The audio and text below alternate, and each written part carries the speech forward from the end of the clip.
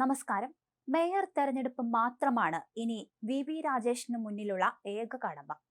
സത്യപ്രതിജ്ഞയിലെ ദൈവനാമ വിവാദം അതിജീവിച്ചാൽ രാജേഷിന് മേയറാകാം. അങ്ങനെ വി എന്ന രാജേഷ് ഡബിൾ വിക്ടറി നേടുകയാണ്. നെടുമങ്ങാട് സ്വദേശിയാണ് വി രാജേഷ്. സ്കൂളിൽ പഠിക്കുമ്പോൾ SFIക്കാരനായിരുന്നു. മാർ ഇവാനിയോസ് കോളേജിലും അങ്ങനെയായിരുന്നു. പിന്നീട് പെട്ടെന്ന് RSSുമായി അടുത്തു. ശാഖയിൽ സ്ഥിരമായി. അങ്ങനെ ABVPക്കാരനായി.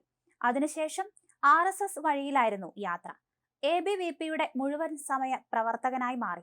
യുവമോർച്ചയിലും വന്നു. ഇതോടെ K സുരേന്ദ്രന്റെ വിശ്വസ്തനായി. വി മുരളീധരനുമായി നേരത്തെ തന്നെ രാജേഷിന് ബന്ധമുണ്ട്. ABVPയുടെ നേതൃചുമതലയിൽ ദേശീയ ജനറൽ സെക്രട്ടറിയായി വി മുരളീധരൻ നിറഞ്ഞു നിന്നപ്പോൾ കേരളത്തിലെ പ്രധാന അനുയായിയായിരുന്നു രാജേഷ്. ഈ കരുത്തിലാണ് K സുരേന്ദ്രന് ശേഷം യുവമോർച്ചയുടെ സംസ്ഥാന അധ്യക്ഷനായി രാജേഷ് എത്തുന്നത്. ശബരിമലയിൽ പ്രതിഷേധങ്ങളും സമരങ്ങളും ഒന്നും അതിനു മുമ്പ് ഭക്തർക്കായി നടന്നിരുന്നില്ല. ചാലക്കയത്തെ ടോൾ കൊള്ള യുവമോർച്ച ഏറ്റെടുത്തു. ചാലക്കയം ടോളിലൂടെ കടന്നു പോകുന്ന എല്ലാ വാഹനങ്ങളിൽ നിന്നും പാർക്കിംഗ് ഫീസ് പിരിക്കുന്നതായിരുന്നു രീതി. ആളുകളെ ഇറക്കി മടങ്ങുന്ന പാർക്ക് ചെയ്യാത്ത വാഹനങ്ങൾക്കും പണം കൊടുക്കേണ്ട അവസ്ഥ. യുവമോർച്ച ഇതിനെതിരെ സമരം നടത്തി. ആഴ്ചകൾ നീണ്ട സമരം. ഒടുവിൽ ഹൈക്കോടതിയിൽ വരെ എത്തിയ ആ വിഷയം. എല്ലാ അർത്ഥത്തിലും വിജയം യുവമോർച്ചയ്ക്കായിരുന്നു. അങ്ങനെ ചാലക്കയത്തെ ടോൾ അപ്രത്യക്ഷമായി.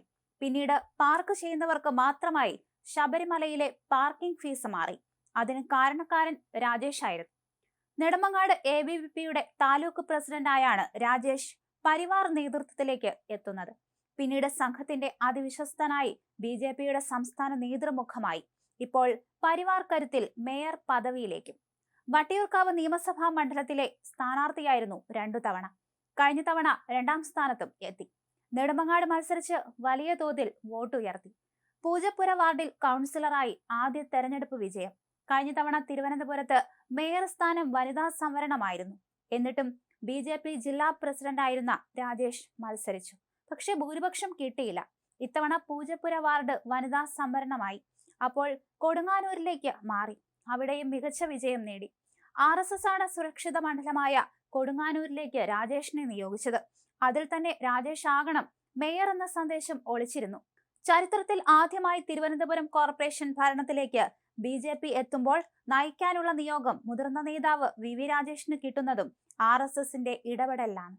മുൻ DGP R ശ്രീലേഖയുടെ പേരും പരിഗണിക്കപ്പെട്ടെങ്കിലും രാഷ്ട്രീയ രംഗത്തെ പതിറ്റാണ്ടുകളുടെ പരിചയമാണ് രാജേഷിന് നറുക്കുവീഴാൻ കാരണമായത്. ഭൂരിഭാഗം കൗൺസിലർമാരുടെയും പിന്തുണ രാജേഷിനായിരുന്നു. കരിമം മണ്ഡലത്തിൽ നിന്ന് വിജയിച്ച ആശാനാഥ് ഡെപ്യൂട്ടി ചെയർമാനാകും.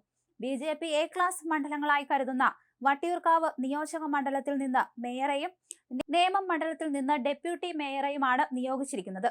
മറ്റു മുന്നണികളിൽ നിന്ന് കരുത്തരായ നേതാക്കൾ കൗൺസിലിലേക്ക് തെരഞ്ഞെടുക്കപ്പെട്ട് എത്തിയിരിക്കുന്ന സാഹചര്യത്തിൽ അവരെ നേരിടാൻ രാഷ്ട്രീയ പരിചയമുള്ള ഒരാൾ തന്നെ മേയറായി എത്തണമെന്ന പൊതു അഭിപ്രായമാണ് BJPയിൽ ഉയർന്നത്.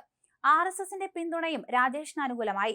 BJP സംസ്ഥാന സെക്രട്ടറിയായ രാജേഷ് തിരുവനന്തപുരം മുൻ ജില്ലാ പ്രസിഡന്റും യുവമോർച്ച മുൻ സംസ്ഥാന അധ്യക്ഷനുമായിരുന്നു. കഴിഞ്ഞ 5 വർഷം കോർപ്പറേഷനിൽ അഴിമതി ഭരണം ഉന്നയിച്ച രാജേഷിന്റെ നേതൃത്വത്തിൽ നിരവധി സമരങ്ങൾ BJP സംഘടിപ്പിച്ചിരുന്നു. 101 അംഗ കോർപ്പറേഷനിൽ 50 സീറ്റുകളാണ് BJPക്കുള്ളത്. 50 സീറ്റുകളാണ് കേവല ഭൂരിപക്ഷത്തിന് വേണ്ടത്. സ്വതന്ത്രന്റെ പിന്തുണ നേടി മാജിക് നമ്പർ കണ്ടെത്താനുള്ള നീക്കമാണ് BJP നടത്തുന്നത്. സ്ഥാനാർത്ഥിയുടെ മരണത്തെ തുടർന്ന് തെരഞ്ഞെടുപ്പ് മാറ്റിവെച്ച വിഞ്ഞത്തെ ഫലവും നിർണായകമാകും.